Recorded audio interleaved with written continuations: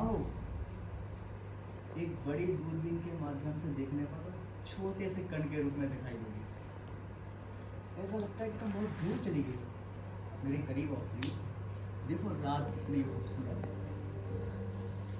मैं एक ऐसा मंत्र जानती हूँ जो एक ही क्षण में इस बसंत की रात और चंद्रमा को टुकड़े में तोड़ सकता है। यदि ऐसा है तो कोई ऐसा मंत्र बोलो जो इस सप्ताह में 3 या 4 शनिवार आ सके और इस रात को अगले दिन शाम 5 बजे तक बढ़ा सके। क्या आप जानते हैं, आज रात मुझे आपसे वो सब बताने की इच्छा हो रही है जो मैंने सिर्फ मृत्युशैया पर ही प्रकट करने का वादा किया था।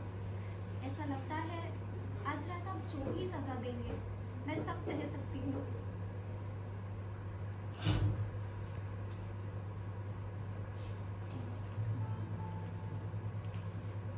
हेमंत!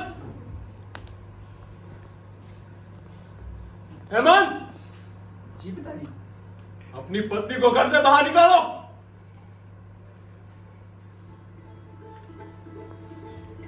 ये लो।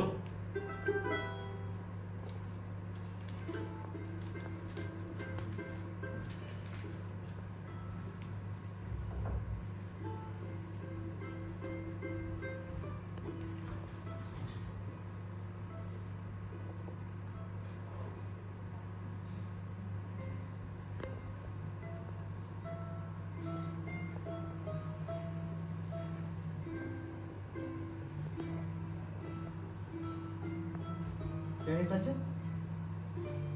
जी, ये सब सच है।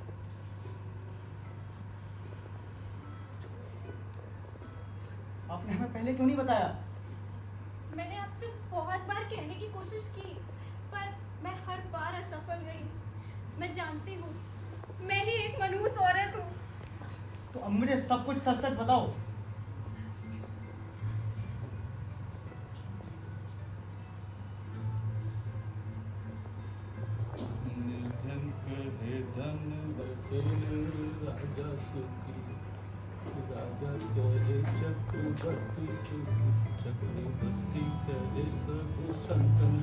चाचा! Hello hello. तुमने हमारी जाति को अपवित्र किया है। तुमने हम पर विनाश ला दिया है और तुम्हें इसकी कीमत चुकानी पड़ेगी। आपने हमारी जाति की रक्षा की, समाज से बहिष्कार किया और स्नेह से पीट। मैंने आपका क्या बिगाड़ा था? मुझे भी आपसे एक प्रश्न पूछना है। बैठिए और सुने। क्रोध में आप स्वयं ही जलते हैं, स्वयं ही भस्म होते हैं। समझ गए? मेरी इकलौती बेटी, मेरी इकलौती संतान ने आपके पिताजी हरिहर का क्या बिगाड़ा था? तब आप बच्चे थे, नहीं पता होगा, सुना भी नहीं होगा कभी ये। तो अभी ध्यान से सुन लीजिए। और हाँ, अभी दरवाजे से आए थे तो क्या लिखा था दरवाजे पे? बैरिस्टर नवाकांत, ये लिखा था ना?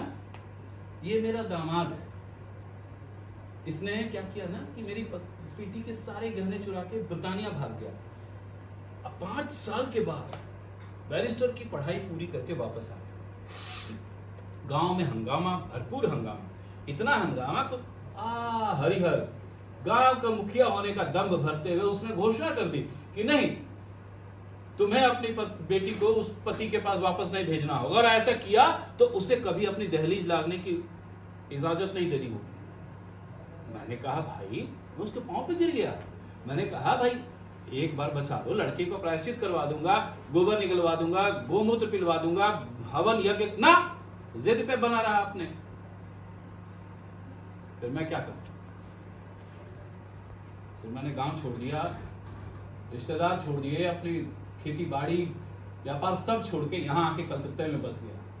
यहाँ भी पीछा नहीं छोड़ा उसने। पता है क्या किया? भतीजे की जब शादी ठीक कर दी तो शादी से ठीक 1 दिन पहले लड़की वालों को उकसा दिया और उन्होंने रिश्ता तोड़ दिया। तब मैंने कहा, भद्रकाली, अगर मेरे शरीर में ब्राह्मण रक्त का एक बूंद भी बहा तो इसका बदला तो जरूर लूंगा।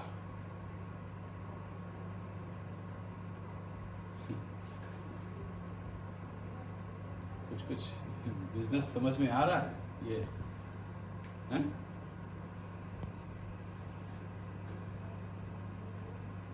विप्रदा आए थे मेरे पास, वो बोल रहे थे कि कुछ सलाह दो। हैं? छत पर बैठ के क्या करते थे? हैं? प्रेसिडेंसी कॉलेज है वो, कॉलेज नहीं जाते थे, छत पे बैठ के और दोपहर में इसको देखते थे आप। तब अरे दादा, अरे आप कब से कह रहे हो कि 4 धाम यात्रा पे जाना है? एक काम करो, अब इस बार निकल ही जाओ। हाँ, शुरू करो बनारस, काशी विश्वनाथ से। हाँ, बनारस में साड़ी भी अच्छी मिलती है, ले लेना 1-2-4 कुसुम के लिए। हाँ, अरे श्रीपद, अरे बेटी है ये, गुमसुम से बैठी रहती है, कुसुम है बिटिया। अरे बिटिया, श्रीपद चटर्जी पिताजी के जैसे हैं। हाँ, उसके बाद से तो जो कुछ हुआ है आपको पता ही है, कुछ भी तो नहीं छुपा हुआ है। क्या कुसुम को इस विवाह पर कोई आपत्ति नहीं थी? या चरित्र पुरुष भागा देवो न जानत कतो मनुष्य, मैं कैसे जानूंगा?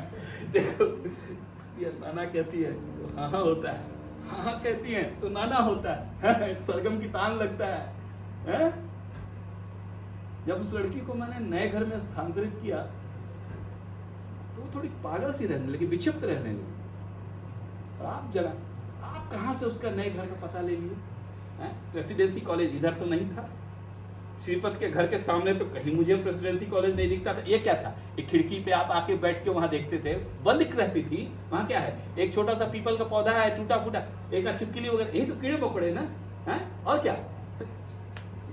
चांद था, नवयुवक के दिल टूटते थे वहां। देख रहा था मैं कि आपकी पढ़ाई भी खराब हो रही है और लड़की की भी दुर्दशा हो रही थी। फिर एक दिन मैंने किया, अरे श्रीपद चटर्जी, श्रीपद। अरे काकू नमस्ते। हाँ, अरे बच्चा, श्रीपद कहाँ चला गया है? बाबा घर पे अब थोड़े दिया जला दो। हाँ, एक काम करो। अच्छा ये बेटा एक चीज बताओ, अरे ये छत पे जो पंछी वंछी आते हैं, इनके लिए कुछ खाने पीने का रख देती हो ना? हैं? देखो, मैं कह रहा बूढ़ा आदमी, इतनी विनम्रता क्यों कर रही हो? हैं? देखो देखो बेटा, मुझे पता है तुम किससे प्रेम करती हो। काश मैं तुम लोगों का मिलन करा सकता। देख बेटा, मैं कोशिश करूंगा तुम्हारा विवाह करवाने की। पर ये कैसे संभव है काका? अरे गुड़िया, मैं तुम्हें एक ब्राह्मण युवती बनाकर पेश कर दूंगा। पर क्या वो इसे स्वीकारेंगे? अरे फिर बकवास की बात है। अरे ये सब बताने की उसको क्या जरूरत है? हाँ, अरे जब शादी समारोह संपन्न हो जाए तो अब ये सब मतलब अंत भला तो सब भला। और वैसे भी किसी को जिंदगी भर के लिए दुख देकर ये छोटी सी बात के लिए मतलब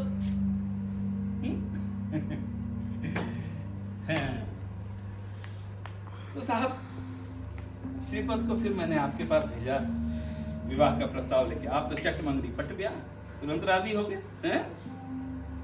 लेकिन हाँ, एक था बाबू, हेमंत बाबू, एक चीज था, विवाह से 2-3 दिन पहले कुछ कुसुम बड़ी जिद्दी हो गई और कहने लगी कि चाचा इसे ना, मैं काम करते हैं, इसको छोड़ देते हैं।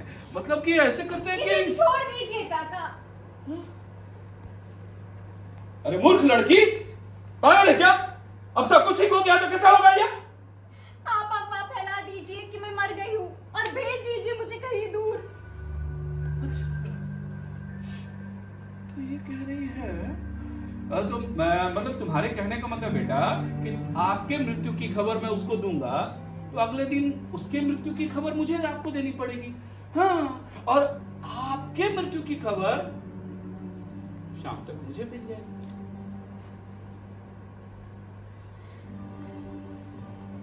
बेटा देख, इस उम्र में एक कन्या हत्या और एक ब्राह्मण की हत्या करने में सक्षम हूं तुमसे।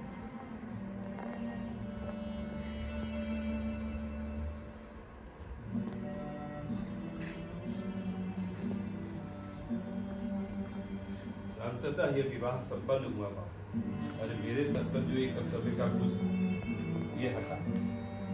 उसके बाद से जो जो बात हुई है एक एक चीज आप जानते हैं, उसमें कुछ भी छुपा हुआ नहीं है। ये अपूर्ण क्षति पहुंचाने के बाद आप रुक नहीं सकते थे? अभी क्या बताया राज?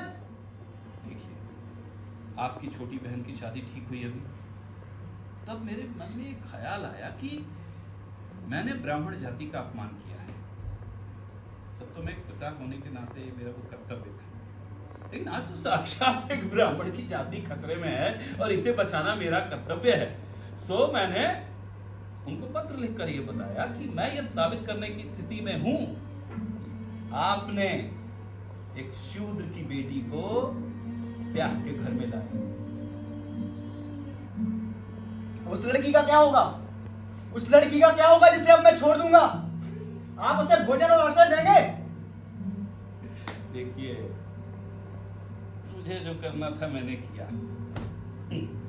बाकी दूसरों की त्यागी हुई औरतों और उनको पालना पोसना ये मेरे कर्तव्य का हिस्सा नहीं है।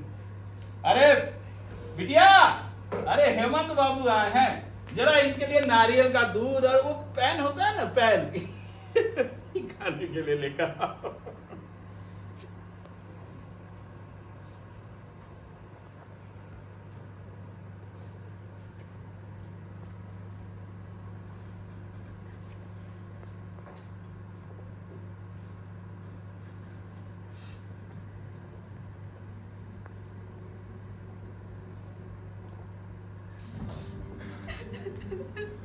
हेमंत, हेमंत, तुम्हारे पास काफी समय हो चुका है। तुम्हें इससे ज्यादा समय की हम अनुमति नहीं दे सकता। उस लड़की को घर से बाहर निकालो।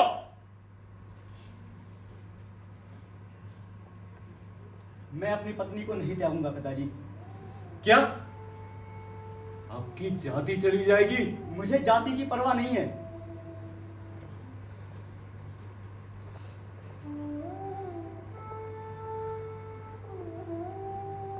तो फिर ठीक है, मैं भी त्याग करता हूं।